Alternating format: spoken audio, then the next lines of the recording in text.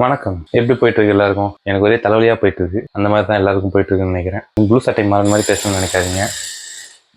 உங்கள் சவுண்டு கேட்டால் அட்ஜஸ்ட் பண்ணிக்கோங்க. வெளியே சவுண்ட் வேலை போயிட்டு இருக்கு, அதனால சவுண்ட் கேட்டு ஆடியோ கிளியராக தான் இருக்கும். முடிஞ்ச அளவுக்கு அது குவாலிட்டியாக கொடுக்க பார்க்குறேன்.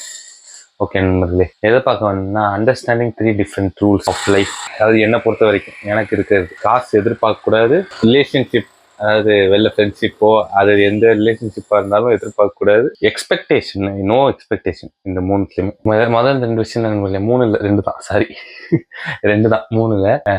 இந்த எக்ஸ்பெக்டேஷனுங்கிற விஷயத்த மட்டும் கொண்டு போட்டுருணும்.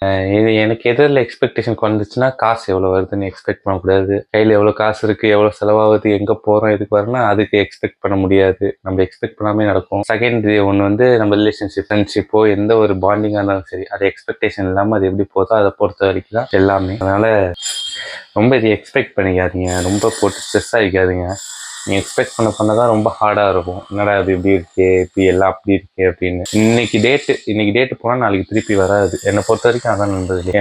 எனக்கு பெரிய ஒரு எய்ம் என்னது, நம்ம அடுத்த ஜென்ரேஷன் அடுத்த தலைமுறைக்கு நம்ம என்ன சொல்லி கொடுத்துட்டு போகிறோங்கிறது தான் ரொம்ப முக்கியமான விஷயம். அந்த வகையில் இது எனக்கு ரொம்ப முக்கியமாக பட்டுச்சு. ஸோ எக்ஸ்பெக்டேஷன் இருக்கக்கூடாது. அட் த சேம் டைம் நம்ம அடுத்த ஜென்ரேஷனுக்கு என்ன கொடுத்துட்டு போகிறோங்கிறது ரொம்ப இப்போ தான் நம்மளால அடுத்த தலைமுறைக்கு இப்போ எல்லாம் சொல்லுவாங்க.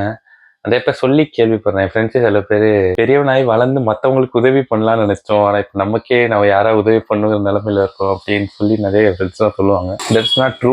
அது உண்மையிலே முழுக்க உண்மைன்னு கேட்டால் கிடையாது. ஏன்னா அதில் நிறைய இருக்கு. நம்ம எக்ஸ்பெக்ட் பண்றவங்க நிறைய விஷயம். அதனால தான் நமக்கு வந்து யாராவது ஹெல்ப் பண்ணணும், ஏதாவது நமக்குன்னு நிறைய பண்ணணும், நமக்கு நிறைய கிடைக்கணும்னு நம்ம ஆக்சுவலி மோர் டிசர்வ்டு தான், அதிகமாக டிசர்வ்டு தான். பட் ஸ்டில் இங்கிலீஷில் பேச நினைக்காதீங்க. இருந்தாலுமே அவனுக்கான எக்ஸ்பெக்டேஷன் தாண்டி போறப்ப எல்லாம் கிடைக்க வரைக்கும் போதும் இருந்துட்டா போதும். அதை தாண்டி எனக்கு இல்லை இது பத்தாது, இன்னும் எனக்கு வேணும். எதிர்பார்ப்புகள் அதிகமாக துன்பங்கள் இன்னும் எல்லாம் அதிகமாகும். ஏன்னா இன்பம் இருக்கும், கண்டிப்பா எதிர்பார்ப்பு இருக்கணும். எதிர்பார்ப்பு இருந்தாதான் அடுத்த கனவு, ட்ரீம், கோல்ஸ் எல்லாம் செட் பண்ணி அதுக்கேற்ற மாதிரி மூவ் பண்ண முடியும். இந்த எதிர்பார்ப்பு வச்சாதான் அதுக்கேற்ற மாதிரி ட்ரீம்ஸ் ஒர்க் ஆகுது. அதனால அது ரொம்ப முக்கியம். பட் ஸ்டில் வந்து எதுக்கு வைக்கணும்னு இருக்குல்ல, அது ஒன்று எக்ஸ்பெக்டேஷன் ஒன்று வச்சுக்கிட்டு நம்ம அதுக்கேற்ற மாதிரி ஒர்க் பண்ண முடியாது. நிறைய பேர் அப்படிதான் ஒர்க் பண்ணிட்டு இருப்பாங்க. அதனால இந்த ரெண்டு விஷயம் ரொம்ப முக்கியம் லைஃப்ல அப்படின்னு இருக்கு. எக்ஸ்பெக்டேஷன், அதாவது எக்ஸ்பெக்டேஷன் இன் மணி, வெளியே போறது, காசு செலவு பண்றது, அதுக்கு மணி. செகண்ட் ரிலேஷன்ஷிப், இந்த ரெண்டுமே எக்ஸ்பெக்டேஷனுக்குள்ள வராது. இதை தவிர்த்து நீங்க எது வேணா எக்ஸ்பெக்டேஷன் வைக்கல என்னை பொறுத்த வரைக்கும். அதை தவிர்த்து நம்ம என்ன பண்ணணும்னா, நம்மளோட மெயின் கோலே எதுவா இருக்குன்னா நம்ம நெக்ஸ்ட் ஜென்ரேஷனுக்கு அடுத்த தலைமுறைக்கு நம்ம என்ன சொல்லி கொடுக்குறோம் அப்படிங்கிறது தான் நம்மளோட எக்ஸ்பெக்டேஷனா இருக்கும். நம்ம பண்ணிட்டு போறது அடுத்தவங்களுக்கு என்ன எக்ஸாம்பிளா இருக்கு அப்படிங்கிறது ரொம்ப மஸ்டான விஷயம். அதான் ரொம்ப அல்டிமேட்டான கோல். ஏன்னா அதுல மட்டும் தான் எக்ஸ்பெக்டேஷன் வைக்க முடியாது. நம்ம எவ்வளவு வேணா பண்ணலாம், நம்ம கான்ட்ரிபியூட் பண்ண தான் நிறைய இருக்கு. எக்ஸ்பெக்ட் பண்றதோட நம்ம செயல்பாடு தான் நம்மள எங்க அடுத்தடுத்து கொண்டு போகுதுங்கிறத தீர்மானிக்கும். முடிஞ்ச அளவுக்கு எக்ஸ்பெக்டேஷன் கொஞ்சம் லோவா வச்சுக்கோங்க. ட்ரீம்ல வைங்க, நான் இங்கே பண்ணணும், அது போகணும், இது செய்யணும், இது சாதிக்கணும், இது செஞ்சு முடிக்கணும் அப்படிங்கிற ஒரு எக்ஸ்பெக்டேஷன் வைங்க. பட் ஸ்டில் வேற எதுலையுமே எக்ஸ்பெக்டேஷன் நம்மளோட சந்தோஷத்துக்காக எக்ஸ்பெக்டேஷன், சாட்டிஸ்ஃபேக்ஷனுக்காக எக்ஸ்பெக்டேஷன் வைங்கன்னு நான் சொல்லுவேன். ஏன்னா சாட்டிஸ்ஃபேக்ஷனுக்கு எக்ஸ்பெக்டேஷன் வைக்கிறப்ப அது ஒன்றும் பெரிய பாதிப்பு இருக்காது. ஆனால் நீங்க கொஞ்சம் சந்தோஷத்தை எக்ஸ்பெக்டேஷன் வைக்க ஆரம்பிச்சீங்கன்னா அது கொஞ்சம் கஷ்டமா போகும். பழமொழி பொய் தான். நம்ம பெரியவங்க நிறைய பேருக்கு உதவி செய்வோம் அப்படின்னு நினைப்போம். வளர்ந்ததுக்கு அப்புறம் நம்ம தான் நம்மளுக்கு யாராவது உதவி செய்யணும் அப்படிங்கிற நிலைமை நமக்கு யாருக்குமே கிடையாது. நல்லா படிச்சிருக்கோம், நல்லா வேலைக்கு ஸ்கூல் முடிச்சிருக்கோம், காலேஜ் முடிச்சிருக்கோம், இதோட பெரிய பிளெஸிங்ஸ் இது. வெளியே நிறைய பேர் இது கூட கிடைக்காம நிறைய பேர் இருக்காங்க.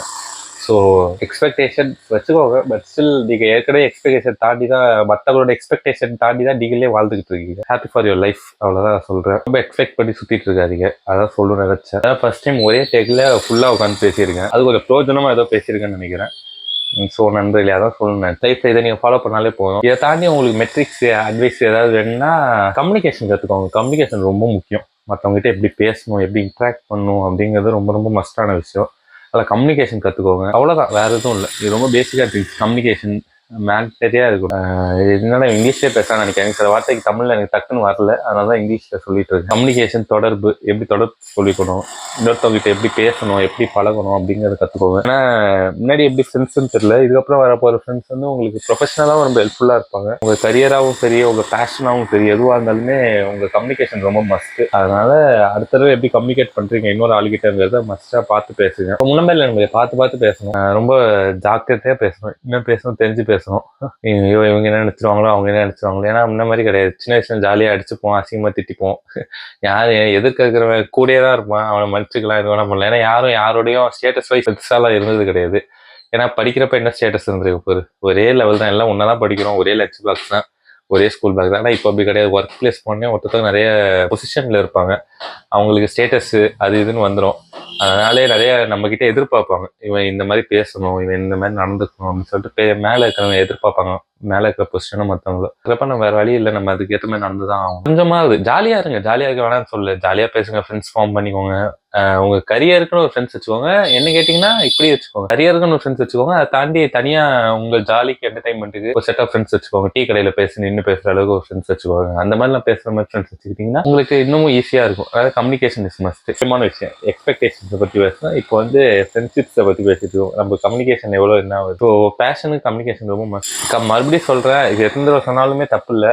என்ன போர் அடிக்கிற மாதிரி இருந்தாலுமே கம்யூனிகேஷன் ரொம்ப மஸ்ட். அதனால அதை கரெக்டாக ஃபாலோ பண்ணி கரெக்டாக பிடிச்சி போயிடுங்க. ஓகே நண்பர்களே. ஸோ நெக்ஸ்ட் வந்து பார்த்தீங்கன்னா அடுத்து என்ன பண்ணலாம் அப்படிங்கிற ஒரு முடிவு எடுங்க. எக்ஸ்பெக்டேஷன் நான் சொன்ன மாதிரி அவங்க சாட்டிஸ்ஃபேக்ஷன் நோக்கி வச்சிங்கன்னா ஒரு பிரச்சனை. சாட்டிஸ்ஃபேக்ஷன் அவங்க ட்ரீம் கோல்ஸ், அடுத்து நான் இதை எடுக்கணும், இதை அச்சீவ் பண்ணணும், அதில் வச்சிங்கன்னா ஒரு பிரச்சனையும் கிடையாது. அந்த எக்ஸ்பெக்டேஷனுக்கு என்னென்ன பண்ணணுமோ அதுக்கான ஒர்க்கை நீங்கள் ஸ்டார்ட் பண்ணால் எவ்வளோ சீக்கிரம் ஸ்டார்ட் பண்ணிங்கன்னா நல்லது. என்ன கேட்டிங்கன்னா இப்போ ஸ்டார்ட் பண்ணுறது நல்லது தான். இப்போ இம்மிடியேட்டாக ஸ்டார்ட் பண்ணுறது நல்லது. அந்த வீடியோ பார்த்து முடிச்சோன்னே நீங்கள் ஸ்டார்ட் பண்ணுறது கூட ரொம்ப ரொம்ப நல்லது. அந்த மாதிரி இருந்தால் கூட நோ இஷ்யூஸ். ஸோ சீக்கிரமாக ஸ்டார்ட் பண்ணுங்கள், அதான் ரொம்ப மஸ்டான விஷயம். அது அடுத்தவங்க என்ன பேசுகிறாங்கிறது நம்மளுக்கு செகண்ட். நம்ம காதை உழுவுதோ இல்லை வெளியிலையோ அது நம்ம எதுவும் பண்ண முடியாது. பட் ஸ்டில் நம்ம கொஞ்சமாவது நம்ம உழைப்பு இருக்கும், ஹார்ட் ஒர்க் இருக்கணும், அளவுக்கு ஸ்மார்ட் ஒர்க்கும் இருக்கும். எதை நோக்கி ஒர்க் பண்ணுறீங்க தெரிஞ்சு ஒர்க் பண்ணுங்க, அவ்வளோதான். வேற எதுவும் நிறைய பேசிட்டேன்னு நினைக்கிறேன். எதோ பேசியிருப்பேனான்னு தெரியல.